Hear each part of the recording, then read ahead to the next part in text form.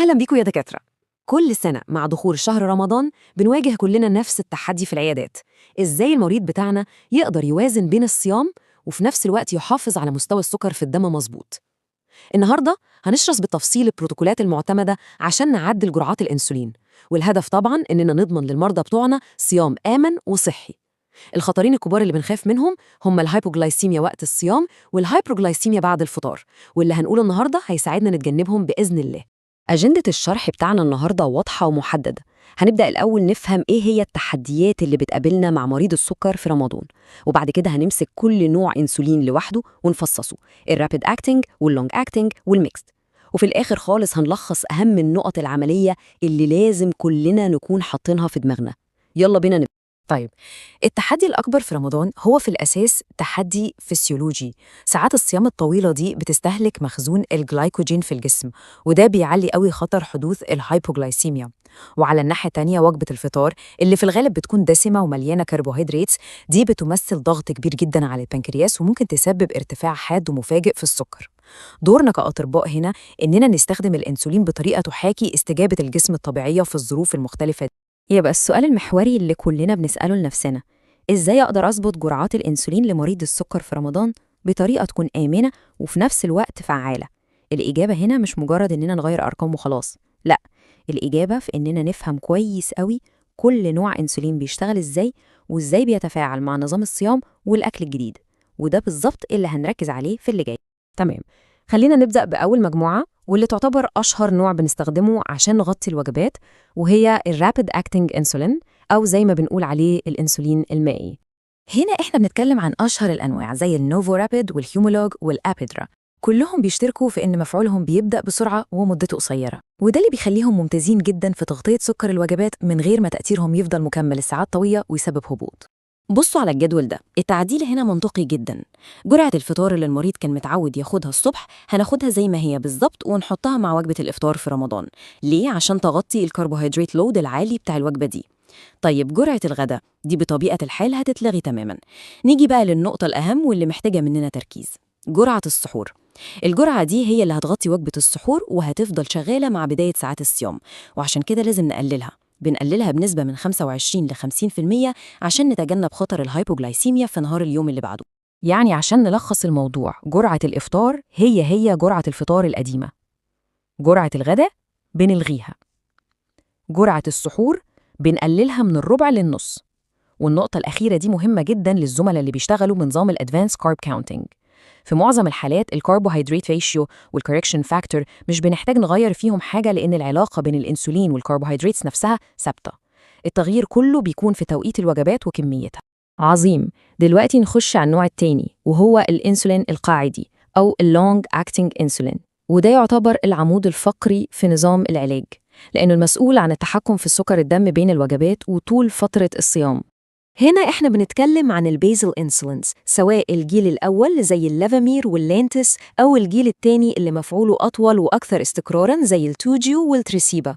وطبعاً الفروقات في الفارماكوكاينetics بتاعتهم بتأثر على طريقة تعديل الجرعات. التفاصيل هنا مهمة قوي. نبدأ باللافامير اللي بيتاخد مرتين في اليوم. جرعة الصبح هننقلها لوقت الإفطار بنفس الجرعة بالظبط عشان تغطي فترة النشاط اللي بعد الأكل. لكن جرعة بالليل اللي هتتاخد مع السحور دي لازم نقللها 50%. ليه؟ لأنها هتغطي فترة الصيام الطويلة.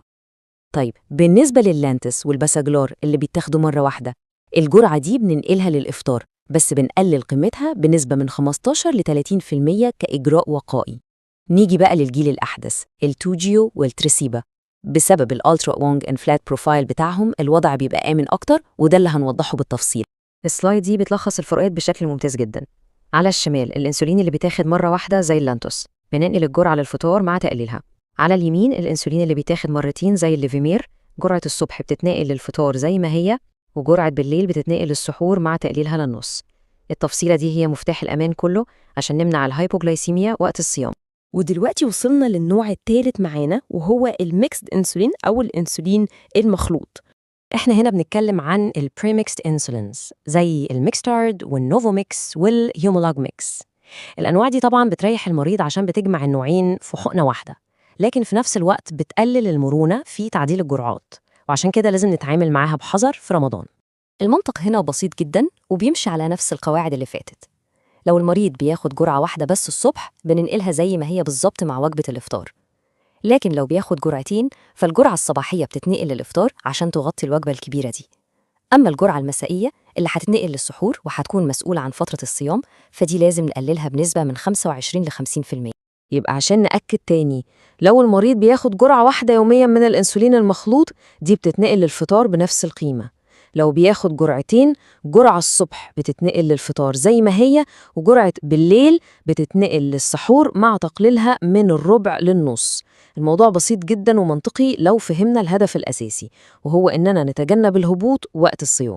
دلوقتي خلينا نجمع أهم الملاحظات دي ونلخص كل اللي اتقال عشان المعلومة تثبت، لأن في كام تفصيلة صغيرة كده بتفرق جدا في سلامة المريض. النقطة دي في منتهى الأهمية وبتمثل تطور كبير في علاج السكر. الالترا لونج اكتنج انسولينز زي توجيو وترازيبا ليها بروفايل مستقر جدا وممتد لأكتر من 24 ساعة، وده بيقلل بشكل كبير قوي من خطر الهايبوغلايسيميا مقارنة باللينتس. وعشان كده في معظم الحالات المريض ممكن ياخد نفس جرعته بالظبط من غير ما نقللها، وكل اللي بنعمله إننا بننقل توقيتها لوقت الإفطار لزيادة الأمان. ودي طبعا بتدينا ميزة كبيرة جدا في التحكم في السكر وقت الصيام. لما بنبص على الصورة الكاملة للجدول بنشوف إن كل التعديلات دي مبنية على أسس علمية ومنطقية ليها علاقة بالفارماكوكاينetics بتاع كل نوع. وجود دليل إرشادي زي ده بيخلي عملية تعديل الجرعات مش مجرد تخمين، لأ، بيخليها عملية منظمة وآمنة، وده طبعا بينعكس بشكل مباشر على سلامة المريض. يبقى لو حبينا نلخص كل اللي قلناه ده في 4 قواعد ذهبية هتبقى كالتالي: أولاً، كل الجرعات بنعملها الشيفت لأوقات الإفطار والسحور. ثانياً، جرعة الغداء في الرابيد أكتنج بتتكنسل. ثالثاً، جرعات السحور أو الجرعات المسائية لازم نقللها عشان نمنع الهبوط. ورابعاً، ودي أهم قاعدة فيهم كلهم، الأرقام دي كلها مجرد نقطة بداية. العلاج لازم يكون individualized، لازم نعلم المريض كويس يقيس سكره بانتظام، وبناء على قراءاته بنبدأ نعدل الجرعات دي بدقة عشان نوصل لأفضل تحكم ممكن.